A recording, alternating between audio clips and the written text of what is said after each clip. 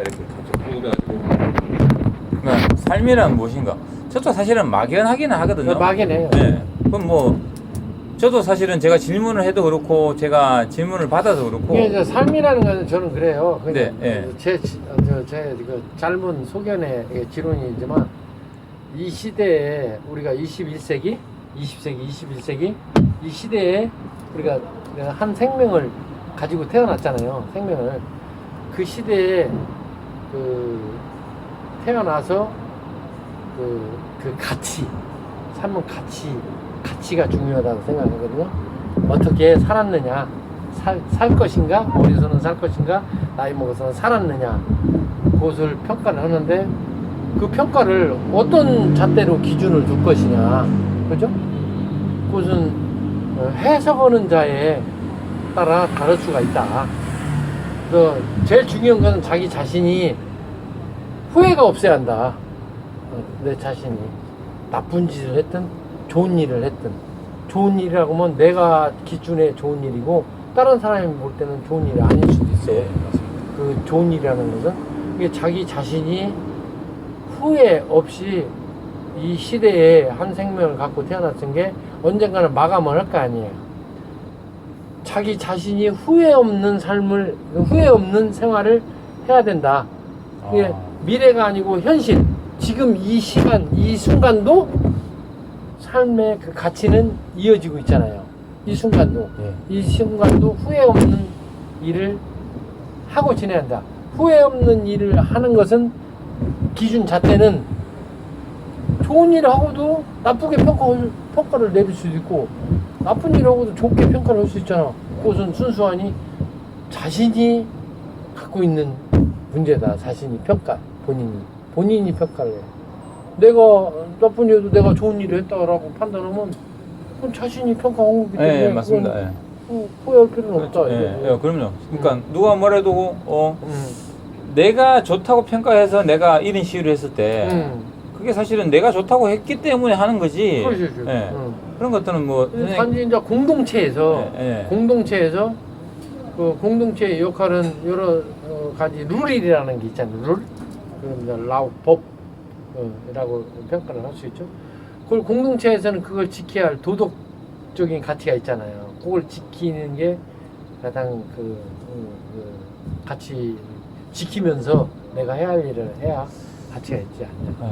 그래서 어떻게 포괄적으로 삶에 대한 가치를 얘기한다면 어떻게 살아야 가장 삶에 가치가 있을까 얘기하면 굉장히 그 포괄적인 저는 그래요. 이제까지 이게 쭉 여러 가지 과학자도 있고 인류의 역사에 유능한 대통령인데 나는 그 테레사 수녀를 굉장히 존경하는 인물로 봐요. 현재까지 아는 걸로. 테레사 수녀는 명예도 얻으려고 노력한 사람도 아니고 자기 있는 소신대로 자기 살아있는 생을 자기 소신대로 일을 하고 이 세상을 접었잖아. 그래서 가장 내가 볼 적에는 가치가 테레사 소녀가 좀 같이 이 시대에는 맞지 않냐 그런 생각을 갖고 있어요. 그게 전부는 아니에요. 또 다른 사람은 유권해석을 다르게 할 수가 있으니까. 근데 파고 들어가면서 흐름 잡으면 또 다 나오겠지. 근데 보편적으로 가치는 테레사 수녀가 그래도 그 사람의 명예를 누군 것도 아니고 자기 나름대로 소신껏 이 시대에 맞는 삶을 영위하지 않았느냐 그렇게 생각합니다. 내 생각 작은 소신이지. 지금 뭐 회장님께 뭐 이런 또 소신을 듣고자 좀 이제 한번 질문을 드렸습니다. 그래서 뭐 유능한 미국의 뭐 대통령이 아니고 유명한 뭐 과학자도 아니고 그냥 사람은 사람 속에서 살아가야 하니까 서로 저는 이제 그냥 드는 생각이 이제 과학이 좀 발전해서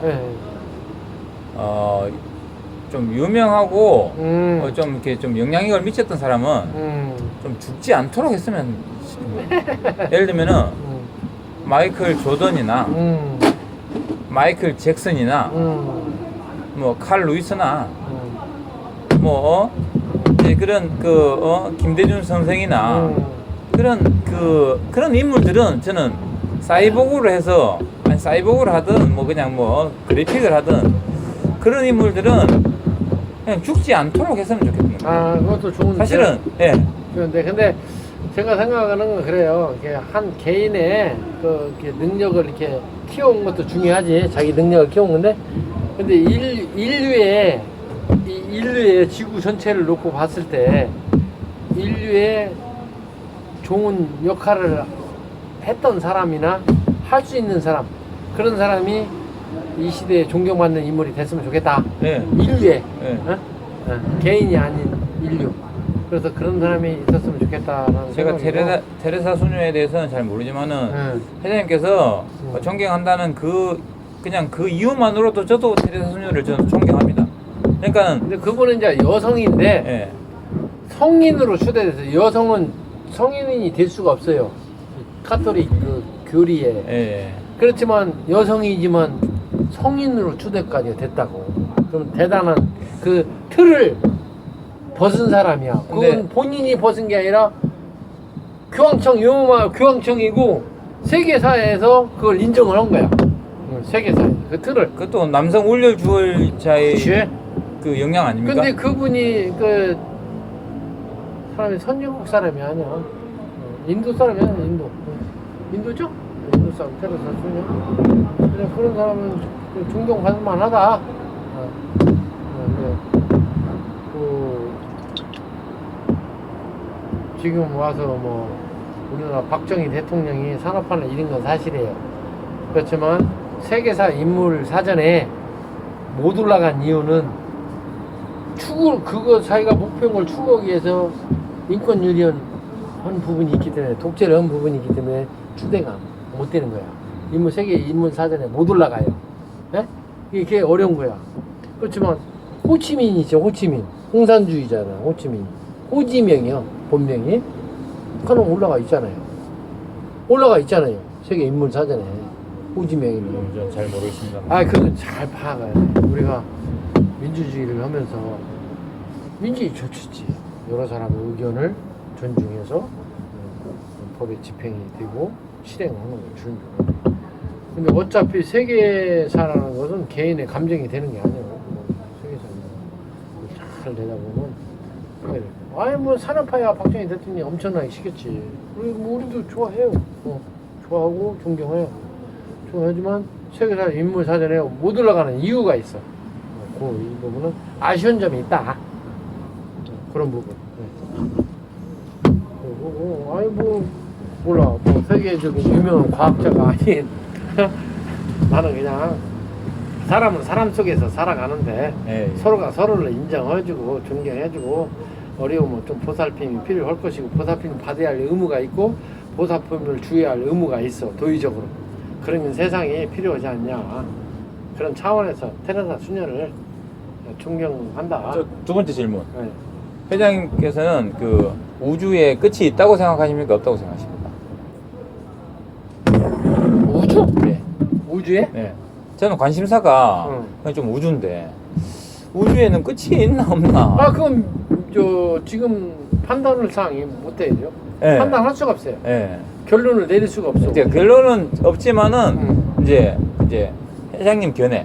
저는 없다고 봐요. 없다고. 우주 끝이 없다고. 한 프로님은? 무한대라고 생각해. 뭐한데? 뭐한데? 없는 거야. 끝이 시작도 없고 시작이 없고 끝도 없고. 그거는 이제 우리 선조들이 딱 정리하는 거예요. 일시무실이라고. 어? 일정무정일. 일 뭐? 처음과 끝이 없는 거야. 시작도 없고 끝도 없고. 무한대. 현대 과학으로는 파악하기가 힘들다. 네. 더 문명이 발달해서 파악할 수 있을지언정 지금 현재로서는 힘들다. 뭐한데? 아니 그게 맞다라고 정의는 못 내리는데 그럼요. 네. 현재 판단으로는 그렇게 생각할 수밖에 없다. 저도 그게 이제 그냥 의문을 가지는 그 중에 하나가 네. 우주에 끝이 있다 없다 저는 한번 보세요. 궁금함을 했던 거거든요.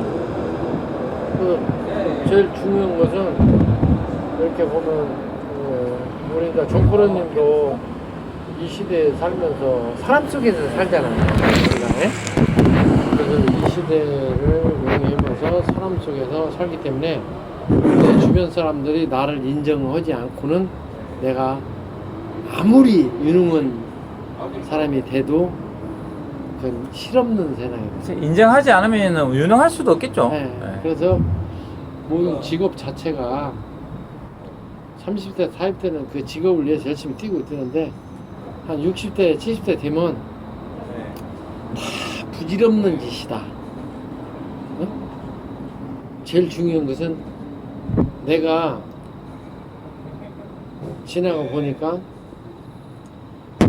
나랑 지금 시대에서 나랑 통화할 수 있는 사람이 전화 받고 통화할 수 있는 몇 명이 있느냐 내 주변에.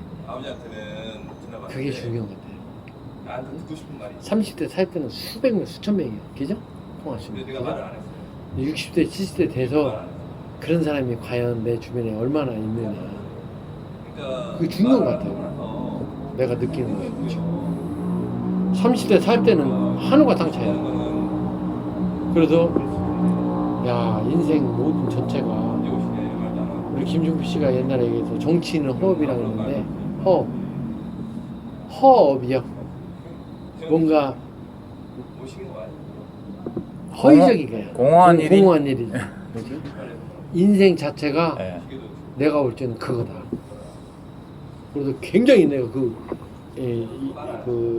허업이라는 소리를 내가 받아들이고, 그 직업이 정치인이 아니고 모든 인생 전체를 내가 비교를 해봤을 때, 야 인생 전체가 허업인 것 같다.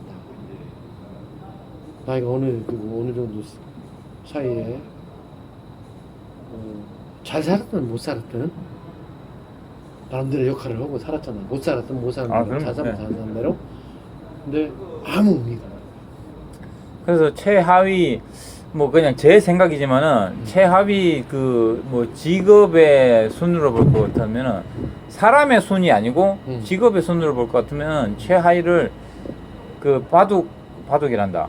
박스 수거자를 우리가 이제 뭐 좀 이렇게 지칭을 할 수도 있는데.